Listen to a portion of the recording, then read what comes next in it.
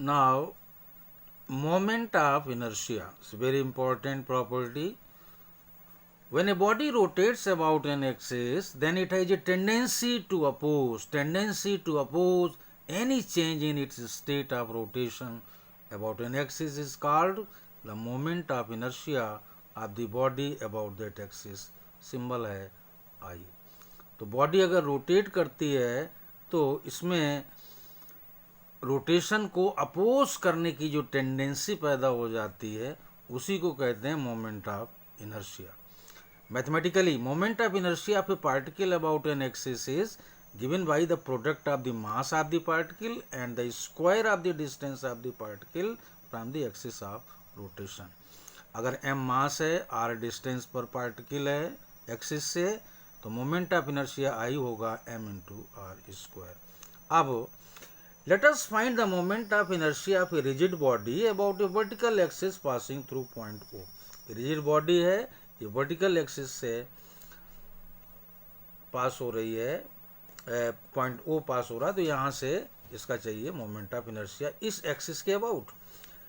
Let us assume that body is made up of a large number of minute particles. If m1, m2, m3, etc. be the masses of these particles and r1, r2, r3, etc. be their respective distances from the axis of rotation, then their moment of inertia will be पहले particle का m1 r1 square, दूसरे का i2 m2 r2 square, तीसरे का i3 m3 r3 square.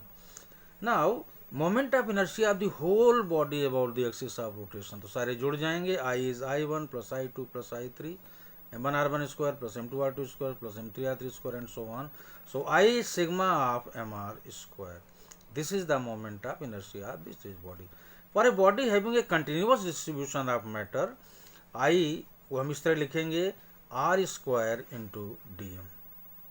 Thus, moment of inertia of a rigid body about a given axis is sum of the products of the masses of its particles by the square of their respective distances from the axis of rotation. So, I depends not only on the mass and size of the body but also upon the manner in which the mass is distributed. यानी moment of inertia सिर्फ मास पर और size पर नहीं depend करता है, बल्कि इस बात पर भी डिपेंड करता है कि मास किस तरीके से फैला हुआ है. Now physical significance of moment of inertia. Moment of inertia का भौतिक महत्व क्या है? In order to rotate a body about an axis और to change the angular velocity of a rotating body, a torque has to be applied on the body. This is described by saying that the body has a moment of inertia about the axis of rotation. The greater the moment of inertia of a body about an axis, the greater is the torque required to rotate. Remember, the greater the moment of inertia of a body about an axis, the greater is the torque required to rotate or to stop the body about that axis. The moment of inertia I plays the same role in the rotational motion as mass plays in the translatory motion. Linear motion में जो role होता है मास का, वही rotational motion में होता है moment of inertia का. The moment of inertia of A body about an axis depends not only upon the mass of the body but also upon the distribution of its mass about the axis of rotation. Axis of rotation के about किस तरीके से मास फैला हुआ है, बहुत पास में है या बहुत दूर में. Greater is the part of the mass of the body away from the axis of rotation. Axis of rotation से अगर मास दूर है तो greater is the moment of inertia of the body about that axis.